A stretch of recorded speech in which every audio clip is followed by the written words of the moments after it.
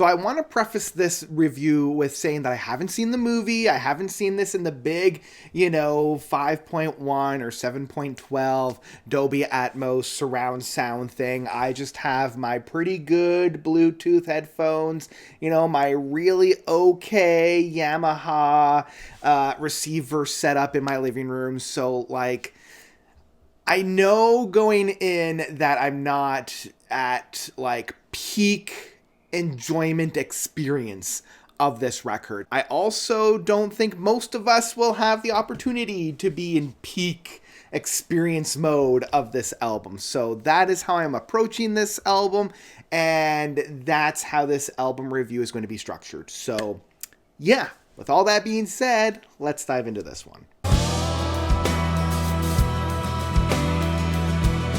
The Overview by Steven Wilson. So, Steven Wilson, I don't think needs too much of an introduction on my channel. I feel like anybody that isn't indoctrinated into his gospel at this point is kind of either living under a rock or they're not going to get into it with this record. I mean, I might be proven wrong, but we'll see. For those of you that are not, drinking the Kool-Aid of the Steven Wilson is a UK artist, getting his start in the very early 90s with his project of Porcupine Tree, having much other side projects like No Man, Blackfield, Base Communion and all that, while also doing a lot of production side of things. He's really known for his mastering and remixing and, being a producer on albums like Opus Blackwater Park, F-Rat's No Words, and then remastering a bunch of albums from the 70s from artists like Gentle Giant, King Crimson, Jethro Tull, Yes, just to name a few. So, he's always, it's interesting for me because he's always kind of pushed back against the whole PROG moniker on his own art, and yet his resume is filled with capital P PROG works, even within his own discography of Raven That Refused to Sing and Hand Cannot Erase, as well as within Porcupine Tree with In Absentia, Fear of a Blank Planet, and even The Incident. So,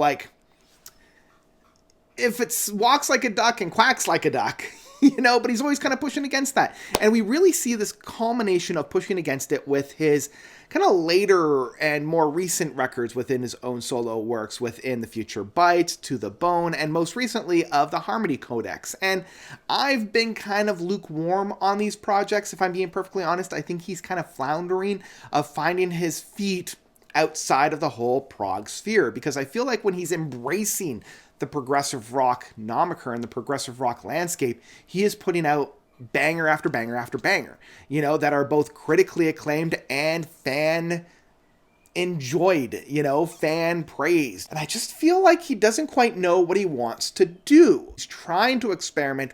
He's trying new things, whether that be, poppy, accessible music from To the Bone, a little bit more of the artistic pop rock with The Future Bites, or just kind of electronical, new wave, almost crowdy rock stuff with the Harmony Codex. And I feel like we're culminating a lot of that within the most recent work of The Overview. And I feel like as a prog lover such as myself, I'm starting to become Charlie Brown with Steven Wilson's Lucy and the football.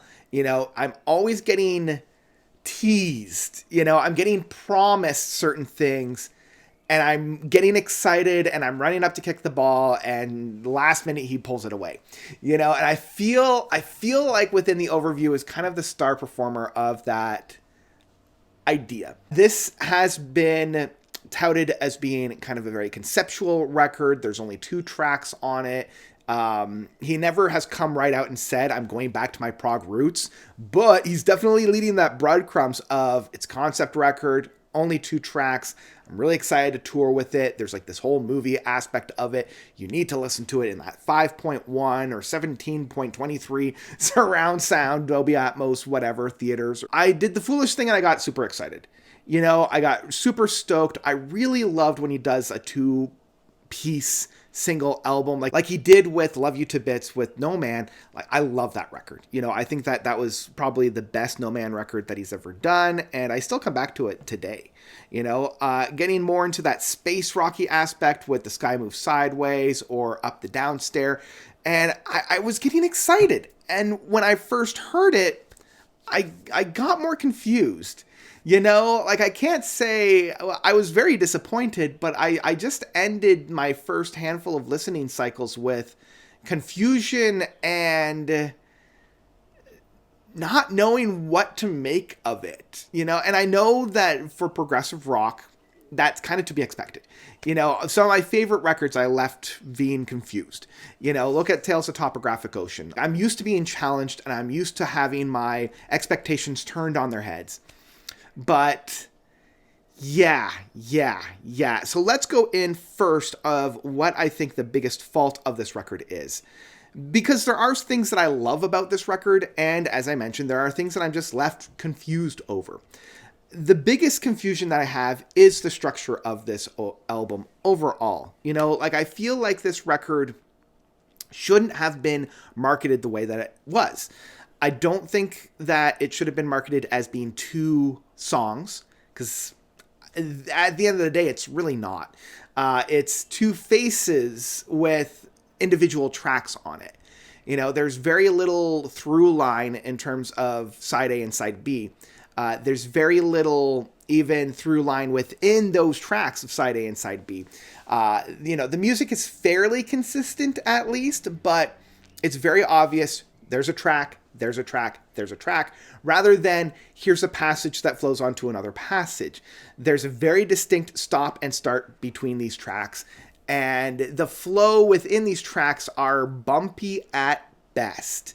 This album would have really been served better if we were told straight up, hey, these are individual tracks that follow a narrative flow that have a distinct side A and side B. I think that would have been a little bit more clear for us listeners, rather than being presented with, no, this is an album with 2 tracks. It's like, well, you're leading us a little bit astray with that. Secondly, my most confusion is kind of the album structure as well. There's a lot of spoken word throughout this, and some of the concepts that are found on this are enjoyable, but I feel as if the execution musically falls flat as well. My biggest takeaway is, the difference of scale from a personal level to a cosmic level. And I think this concept really could be very fun to play with in a progressive rock and a psychedelic and space rock, because Steven Wilson is very well known within the space rock community, especially at the early part of his career. And so playing with that concept, playing with that idea musically could be very stimulating and very satisfying with his resume. And I just feel as if he's reaching back into his well that he had for his more accessible stuff. I'm getting more from Lightbulb Sun and Stupid Dream than I am from Sky Moves Sideways and Up the Downstairs. Now, that being said, there are still more motifs that I'm finding from those albums that I had mentioned before, like Sky Moves Sideways and Up the Downstairs, and even from Any Given Sunday. Like, if we're reaching really back into his past, and I'm going to get to those more in specific later on, I really wanted him to explore how something personal could feel like a universe size and scale, but then really bring forth just how small we really are. I mean, the overview is that kind of concept of when an astronaut sees the Earth in its totality for the first time and really seeing how small you are. Like, really having that switch in perspective of, like, that little dot has everything that I know and ever will know on it. And having that reflect in music would have been really interesting, but I don't really feel that. In the end, it's more of like textbook side of things, with his wife just kind of rambling off sizes, and without any kind of context, it's kind of lost in the weeds. It's kind of lost in the weeds of like, okay, well, here's the Horseshoe Andromeda that's however millions of miles long, it's 10 to the power of 25. And I'm like, cool, but I don't know musically what that's all about. So Conceptually, I think, once again, Steven is struggling with his grasp being further than his reach. I want to spend a little bit of time, though, talking about what I really do love. And there are moments on this record that I ultimately really do love. Even though the first two tracks on the first side, The Monkey's Paw and The Buddha of the Modern Age, are both kind of opener tracks of this, and I feel like it would have been served if they were tied together in one way. It's just like, okay, we got 2 minutes here and about 2.5 minutes there, and then we get into the actual opening of this album, which is Objects Meanwhile. Yeah, it's a lot of start and stops. It's a lot of, okay, we're starting and now we're stopping. Anyway, Objects Meanwhile really is a fun track. This is where we're drawing from the well of like Trains or Lazarus or something along those lines. Again, very much from the In Absentia or even Dead Wing, some of those more intimate tracks. And I feel like this is where I'm starting to perk up a little bit, because I'm like, okay, he's drawing from wells that I enjoy listening to. He's trying new things by going back, but, modernizing them a little bit. He's doing the same thing on the second side with Beautiful Infinity. And both, like, Objects Meanwhile and Beautiful Infinity, I guess it also bleeds into Borrowed Atoms. Like, these are quintessential Steven Wilson tracks. And I'm like, where have these tracks been since To the Bone? This is the style of music that I love from Steven Wilson. And I love that it's paired with some of the more proggy experimental sides, like Cosmic Sands of Toil, Sands being S-O-N-S, so Sans or Sands, as well as Infinity Measured in Moments. Both of these tracks are very progressive. We're getting back to some of the more proggy aspects that we had from like The Incident or In Absentia, or even like Fear of a Blank Planet, but also like Raven That Refused to Sing and Hand Cannot Erase. So he's drawing from those proggier moments and kind of expanding on what he was experimenting with from the Harmony Codex, specifically on the title track, of these more electronic, soundscapey aspects from Buddha of the Modern Age perspectives, and a little bit on the more ambient side of things. And at the end of the day, as much as I love these tracks and I love the musical soundscapes that we have on there, I just feel as if a little bit more time was spent stitching these tracks into the actual album proper would have served the runtime of this record a lot better, because they just feel like stop, start, stop, start. And I wish that he had maybe trimmed some of the more atmospheric side of this album with tracks like No Monkey's Paw, the last track of Permanence, a little bit of No Ghost on the Moor and Heat Death, like these very piano-driven, strange, very atmospheric and ethereal sounds. If you had kind of cut those out and then put more time into constructing transitional moments from Objects Meanwhile, the Sirion arc and Cosmic Sands Toil, as well as Beautiful Infinity and Infinity Measured in Moments, like really stretch those songs out and have a little bit more of a connected tissue of those tracks, honestly, we probably would have had one of the best albums from Steven Wilson probably since Hand Cannot Erase. Like, very easily, the DNA of a masterpiece is found in this record. It's just muddled down with a very sloppy end product, some really odd choices in terms of how this album was arranged. And at the end of the day, I'm left more confused of why he had pieces of a puzzle that are brilliant that were haphazardly just kind of thrown on the ground and been like, okay, it's an IKEA set, now you guys get to build it. And I'm like, no, you're right there. I want to end this review with at least saying that the production side of this record is top-notch. Like, it's outstanding. Listening to this record on a good pair of headphones is mind-boggling. Like, I can hear every little piece of music. There's a lot of layers on some of these tracks. There's a lot of, dense moments on this album. and I can hear everything crystal clear. Every minutia has been plotted out, and every soundscape has been meticulously put down on these tracks to make a really beautiful kaleidoscope of sound, especially on some of the bigger tracks, but also on some of the smaller tracks as well, which leads me to be even more annoyed when the actual construction of this album is such a mess. So, all that being said, this album is frustrating. This album is frustrating, and I don't know if that's by design or if that's just a byproduct of Steven Wilson not really taking his time with this record. I don't know. I wish I knew how he sat down to write this record and what the intention of this record ultimately was, because it's just a little bit of a mess. And yeah, I'm more frustrated about this project than I was with To the Bone and The Future Bites, because at least with that, I feel like he succeeded in both of those projects for what he wanted to do. I just didn't like the final product.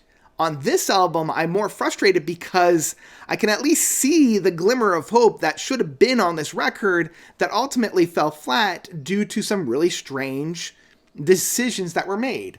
So yeah, trying to rate this one is a little bit of a beast all into itself. So I think for the time being, of where I am right now, with the 20 odd listens that I've had of this record, my rating will be The Overview by Steven Wilson is an album I would ultimately download. I will say this album is full of balances. You know, I am equally as frustrated as I am satisfied. I am equally confused as I am enjoyed. You know, like for every moment that I think is brilliant, there's a moment that I am left with very confused about. So, yeah, that's my thought about The Overview from Steven Wilson. What did you guys think about this record? Did you love it? Did you hate it? Whatever you thought, please let me know by commenting down below. Where do you think this fits in his whole discography? You know, where does it land for you in his whole plethora of musical expressions? Again, comments, let me know. If you haven't already subscribed, please do. I'm trying to get to 20,000, and I don't know if I'm going to hit it this year, but I would like to eventually hit it. So if you're watching me for one of the first times, or if you're a longtime viewer and you haven't subscribed, please do. If you would like to check out my Patreon or become a member of mine, no obligations. I know this is a really strange time, but, you know, help a person out. I'm a little, you know, cash strapped at the moment after losing a fairly large thing on my end. So any help would be a great help for me. But I think that's where I'm going to leave it for today. I hope you guys are staying well. I hope you guys will check this album out.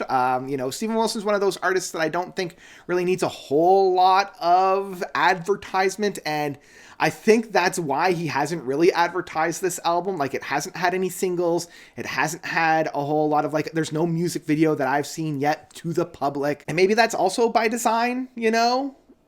I don't know. I know that he is more advertising his big world tour than he is of this. Like, I remember when he announced this record and he's like, oh yeah, I'm going on tour. I can't wait to see everybody on tour. I'm going to play a bunch of music that I'm super excited for. I have a new album coming out. But man, this new tour, I cannot wait. And maybe that's him admitting that this album was a little bit of a dead on arrival thing. I don't know.